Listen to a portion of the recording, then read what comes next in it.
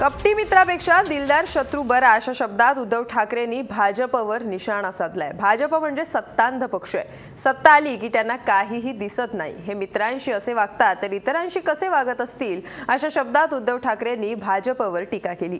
आजपासून उद्धव ठाकरे 2 दिवसांच्या गोवा दौऱ्यावर आहेत। आज त्यांनी गोव्यातील शिवसेना कार्यकर्त्यांच्या मेळाव्यात भाजपवर ही टीका केली। शिवसेना हा घरबेद्यांचा पक्ष नाही, मात्र सत्तेत असून सुद्धा सत्तेवर अंकुश ठेवण्याचं काम शिवसेना करते।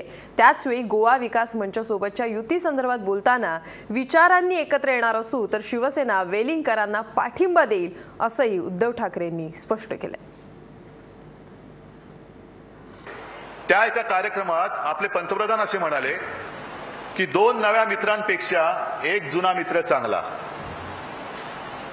2 नव्या मित्रांपेक्षा एक जुना मित्र चांगला। आपण आपली सारी भोळी बाबडी माणसं, तेव्हा ती सगळी मोठी माणसं आपण सारी माणसं।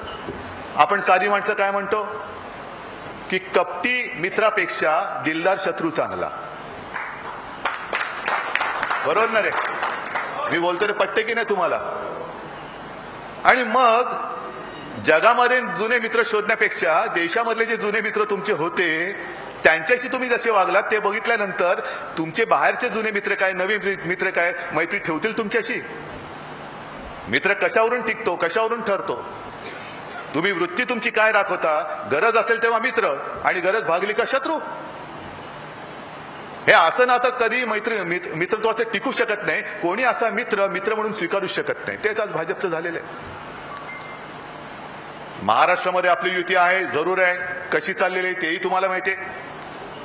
अनेकदा असं वातावरण केलं जातं की महाराष्ट्रामध्ये शिवसेना युतीत सरकारमध्ये आहे की नाहीये, कारण सत्तेमध्ये सुद्धा आहेत आणि विरोधी पक्षाचंही काम करतायत।